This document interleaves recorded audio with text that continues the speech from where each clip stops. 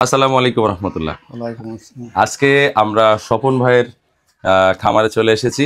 আর এখানে 4টা বড় গরু আছে আর 2টা বাছুর আছে। তো এই স্বপ্নের যে খামারটা তৈরি হয়েছে সেটা তিলে তিলে তৈরি করা, একদম সেই একটা গরু থেকেই শুরু, এবং সেই গরু থেকেই ওইটার বাছুরের পর তার বাছুর, তার বাছুরের পর তার বাছুর, এভাবেই মানে কয়েকটা জেনারেশন আমরা এখানে দেখে ফেলেছি।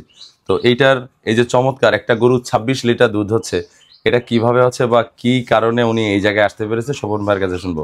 স্বপন ভাই কেমন আছেন? আসসালামু আলাইকুম। জি, ভালো আছেন আপনি? হ্যাঁ, ভালো আছি, আলহামদুলিল্লাহ ভালো আছি।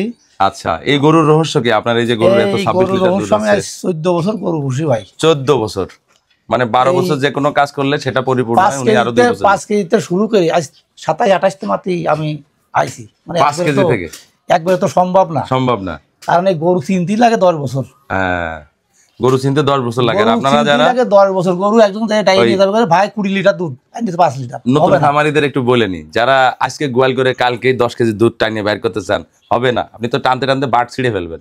শোনেন দুধ কিভাবে হয়। কয় বছর? আমি 14 বছর গরু পুষছি। 14 বছর। এখন এই যে জেনারেশন বাই জেনারেশন আসার কারণেই আপনার এত সুন্দর গরু হয়েছে বা দুধ এখন ভালো হয়। এখন খাবারের তালিকায় কি কি রাখেন আপনি? এখন আমি খাওয়াই খোল। একটা গরু 3 কেজি 2 কেজি মিনিমাম। 3 কেজি দুধের গরু, 2 কেজি দুধের গরু।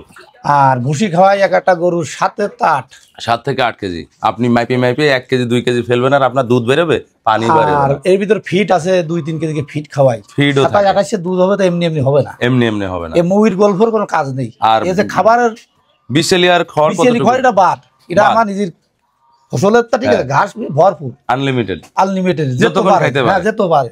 আচ্ছা, সমস্যা নেই। এইখানেও একটা কথা বলে রাখি, অনেক হোটেল আমরা দেখছি যে ভাত ফ্রি, গোশ আর দইয়ের দাম হয়, ভাত আনলিমিটেড।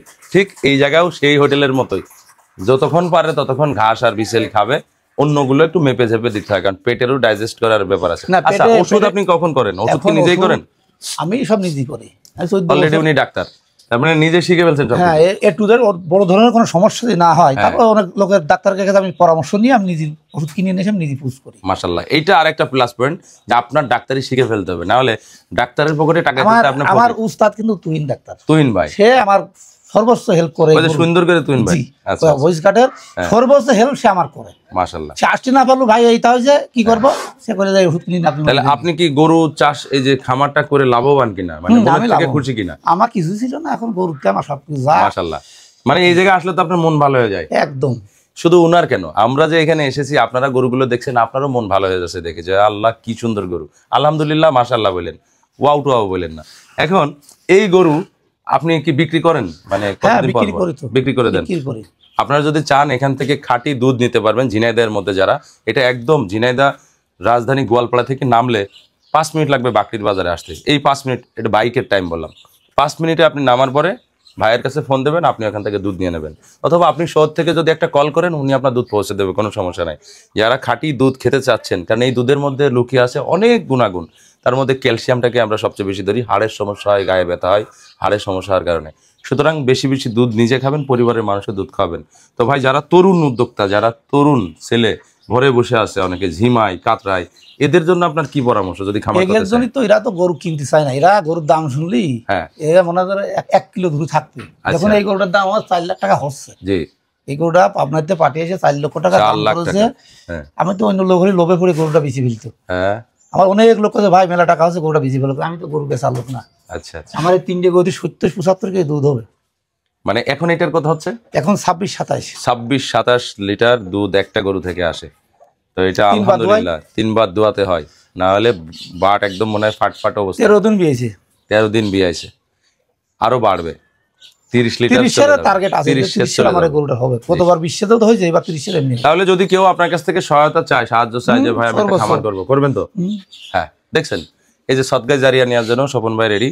আপনি যদি কোনো স্মার্ট খামার করতে চান, স্বপন ভাইয়ের সাথে যোগাযোগ করবেন, স্ক্রিনে নাম্বার দেওয়া, স্যার আমি তো আছি। আমার সাথে যোগাযোগ করলেও আপনারা এই চমৎকার সুন্দর পরিবেশ এবং কিভাবে গোয়াল করতে হবে, খামার করতে হবে, এটাও জানতে পারবেন।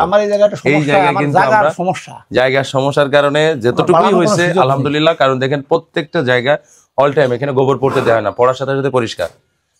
গরু 15 বছর গোয়াল, এখনো গ্যাস নেই, একদম গোয়াল পরিষ্কার। আমরা গোয়ালের মধ্যেই দাঁড়িয়ে কিন্তু ভিডিও বানাচ্ছি।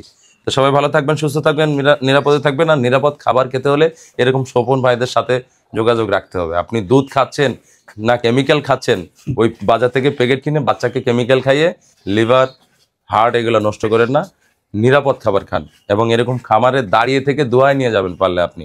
ঠিক আছে, ভালো থাকবেন।